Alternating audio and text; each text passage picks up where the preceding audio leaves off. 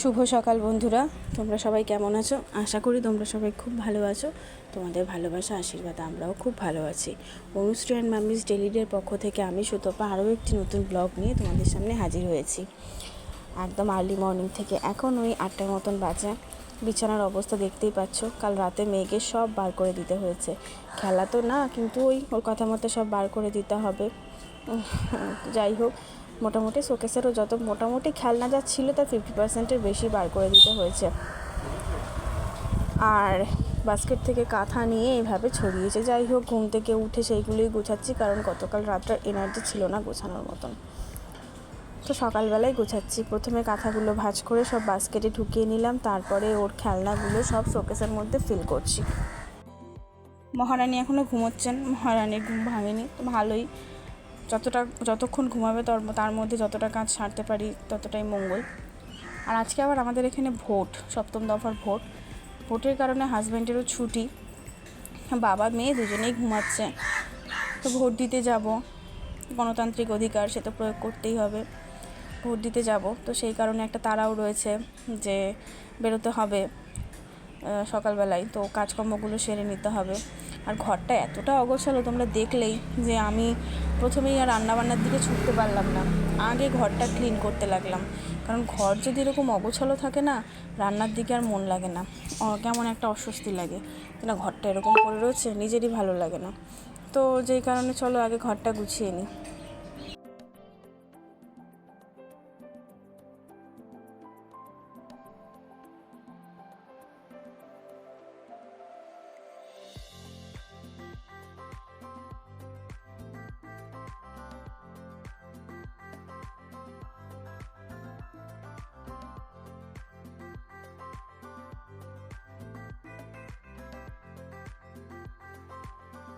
শোকেসটা তো গুছিয়ে নিয়েছি, আর এইবারে বিছানার চাদরটা টান করে পেতে ঝেড়ে নিলাম।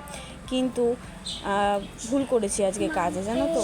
বিছানার চাদরটা চেঞ্জ করলাম, এই যদি একেবারেই চেঞ্জ করে নিতাম তাহলে আমার খাটনিটা হতো না, দুবার করে আর করতে হতো না। অ্যাকচুয়ালি আমার পিরিয়ডস হয়েছিল, আর আজকে 4 দিন। ভাবলাম যে না, আজকেই করে নিই। বাড়িতেও হাজব্যান্ড আছে, অসুবিধা নেই। তাছাড়া কালকে আবার বেরোবে, একটা রান্নাবান্না করে দেওয়ার সেই তাড়াটা থাকবে, যার জন্য আজকেই সব চেঞ্জ করে নিলাম, করে কেচে ধুয়ে মাথা ঘষে নিলাম। তাই ভাবছি যে চাদরটা তাহলে আমার সকালবেলা ঝাড়পোছ করার কি দরকার ছিল। সকালে অ্যাকচুয়ালি প্ল্যানটা ছিল না, যার জন্যই ব্যাপারটা হয়েছে। হাজব্যান্ড উঠলো, তারপরে আমার মনে হলো যে না, আজকেই কেচে নিই। সকাল থেকে আর কি দোনো করছিলাম, কি করব, কাচবো কি কাচবো না। যাই হোক, ফাইনালি বড় কাজ ছিল আমার, সেটা হয়ে গেল। কারণ কালকে আবার লোকনাথ পুজো। যদিও আমাদের কাল অসুচ পুজো দিতে পারবো না, তবুও বাড়িতে লোকনাথ বাবা রয়েছে, একটু ফল মিষ্টি দিয়ে পুজো তো দিতে হবে। আর মেয়েরা যেভাবে দিতে পারে, ছেলেরা সেভাবে দিতে পারে না। আমি যখন আটকা থাকি তখন আমার শ্বশুরমশাই পুজো দেন, কিন্তু আমার মতন করে তো দিতে পারেন না। তো ভাবলাম সব কিছু ভেবেই আর কি আজকে কাছে ধোয়া করার সিদ্ধান্তটা নিলাম। আর এইদিকে দেখো, সোফার চাদরটাও তুলে ঝেড়ে তারপরে সোফার চাদরটাও পেতে নিচ্ছি। সোফার ওপরেও তো কম অত্যাচার হয় না, তো সেই কারণে সোফার চাদরটাও তুলে পেতে নিলাম।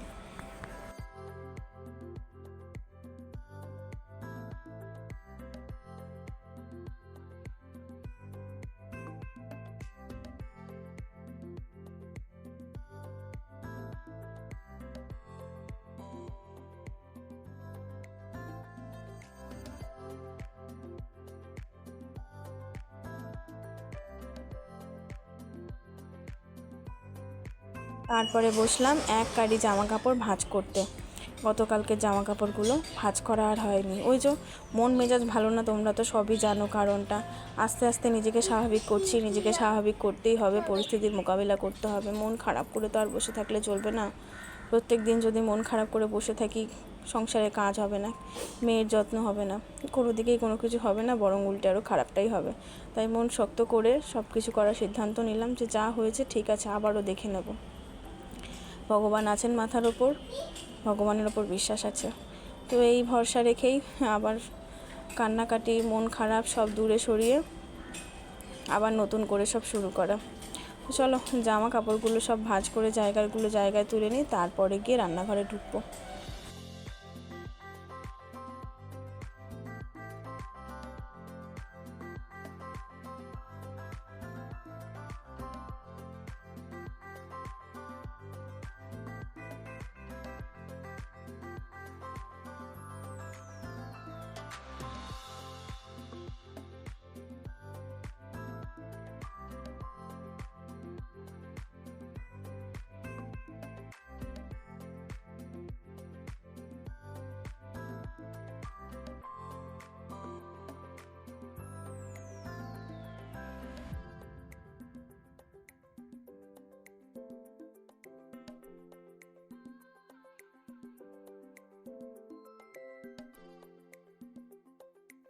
আর এইবার বাসি ঘর ঝাড় দেওয়ার পালা।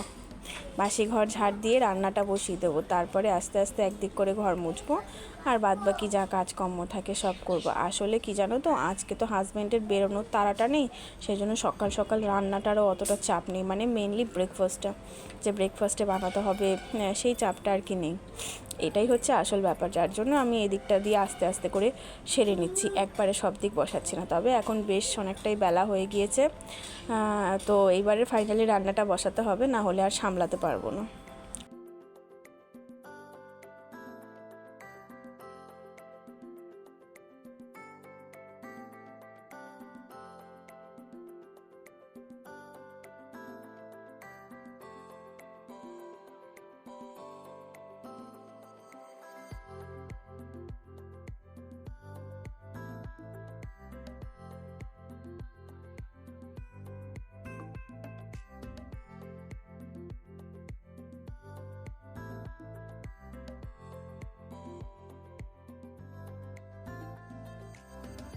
রান্নাটা বসিয়ে দিয়ে চলে আসলাম এদিকে ঘর মুছতে। ঘরটা মুছে নিই, তার মধ্যে চাও করেছি, শ্বশুরমশাইকে চা দিয়েছি, আর তারপরে আমার জন্য চায়ের মধ্যে একটু চিনি দিলাম, উনি চিনি ছাড়া চা খান, সুগার পেশেন্ট, আর আমারও ইচ্ছে হলো একটু চা খাওয়ার, চিনি দিয়ে দিলাম, দিয়ে আমিও চাটা খাবো। খেয়ে নিয়ে একদম ফুল অন এনার্জি পেয়ে যাব, তারপরে আবারও কাজ শুরু করব।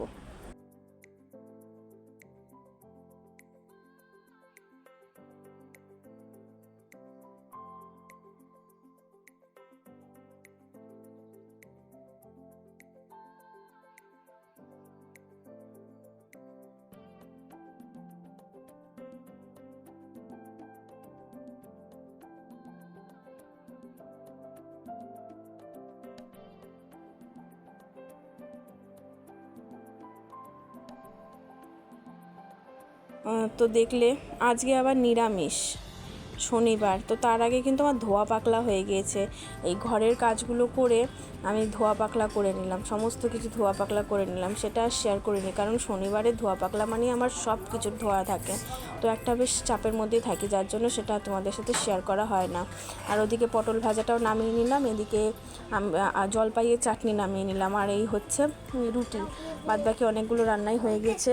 কী কী রান্না করেছি ক্লাসটা তোমাদের সাথে শেয়ার করতে পারিনি, কারণ সকাল থেকে কোমর বেঁধে কাজ করার পরে ভোট দিয়ে আসার পরে আমার এতটা শরীর খারাপ লাগছিল, প্রচণ্ড পরিমাণে শরীর খারাপ লাগছিলো, যার জন্য রান্নাবান্নাগুলো তোমাদের সাথে শেয়ার করিনি।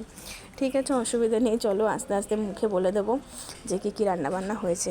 আর এখন প্রায় 11টার মতন বাজে, মেয়ে আর মেয়ের বাবা দুজনেই ঘুম থেকে উঠলো, তো ফাইনালি বিছানা চাদরটা চেঞ্জ করে বিছানাটা গুছিয়ে নিচ্ছি।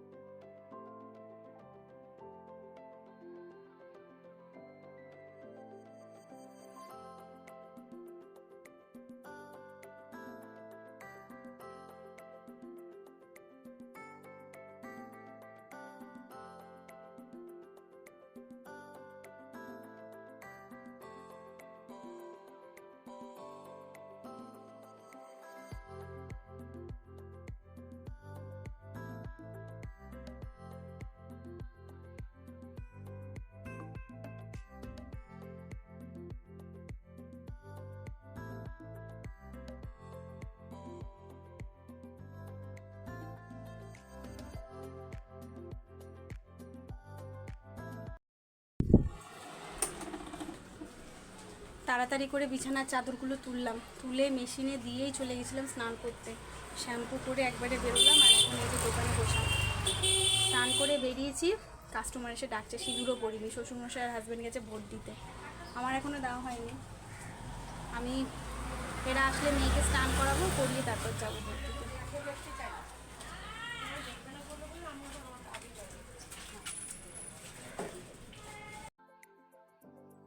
তো ওই যে বললাম, ভোট দিয়ে আসার পরে খুব শরীর খারাপ লাগছিলো, যার জন্য আর কিছু শেয়ার করিনি। আজকের মেনুটা ছিল ডাল, মটর ডাল, প্লেন ডাল করেছি, টক ডাল নয়, আমড়ার চাটনি, কলমি শাক ভাজা, কলমি শাকের ডাঁটা, আলু, বেগুন, কুমড়ো দিয়ে একটা তরকারি আর পটল ভাজা, ব্যাস এই মেনু ছিল। তো খাওয়া দাওয়া করে অনেকক্ষণ শুয়েছিলাম, একটু ওআরএসের জল করে দিল হাজব্যান্ড, খেলাম। খাওয়ার পরে শরীরটা ভালো লাগছে, তারপরে দোকানে বসছিলাম। আর এখন ওই 7:30 মতন বাজে, ঘরে আসলাম।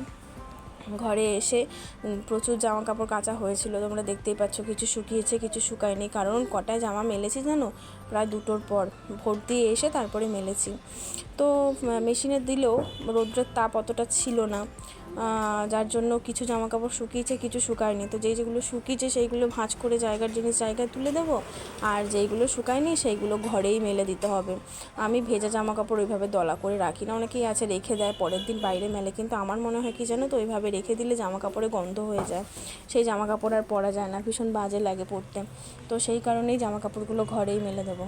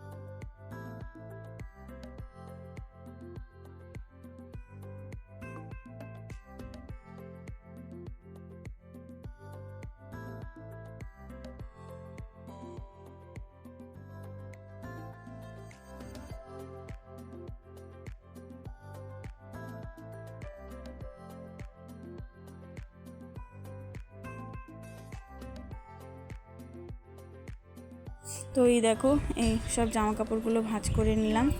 আর মেয়ে এই স্যুপ বোল সেটটা বার করে খেলছিল, এগুলো সব ভাঁজ করে নিয়ে আর এইদিকে জামা কাপড়গুলো সব এইভাবে মেলে দিলাম।